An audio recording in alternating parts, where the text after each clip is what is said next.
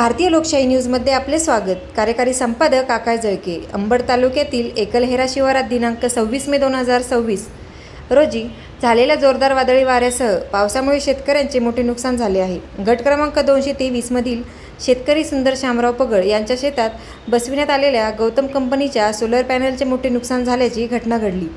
मिळालेल्या माहितीनुसार अचानक आलेल्या जोरदार वाऱ्यामुळे सोलर पॅनलची एक पाटी हवेत उडून जाऊन पूर्णतः फुटली, तर दुसरी पाटी जागेवरच तडकून नुकसानग्रस्त झाली आहे। या घटनेत 2 सोलर पाट्यांचे मोठे आर्थिक नुकसान झाले। शेतकऱ्यांनी मोठ्या खर्चातून सोलर यंत्रणा उभारली होती, मात्र नैसर्गिक आपत्तीमुळे झालेल्या या नुकसानीमुळे शेतकरी आर्थिक संकटात सापडला आहे। घटनेची माहिती मिळताच गावचे सरपंच यांनी घटनास्थळी भेट देऊन पंचनामा केला असून संबंधित नुकसानाची नोंद करण्यात आली आहे।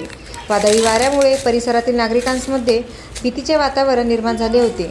नैसर्गिक आपत्तीमुळे वारंवार होणाऱ्या नुकसानीमुळे शेतकरी हवालदिल झाला असून शासनाने तत्काळ मदत घेण्याची मागणी शेतकऱ्यांकडून करण्यात येत आहे। दरम्यान प्रशासनाने नुकसानग्रस्त शेतकऱ्यांना तातडीने आर्थिक मदत देऊन दिलासा द्यावा अशी मागणी परिसरातून होत आहे।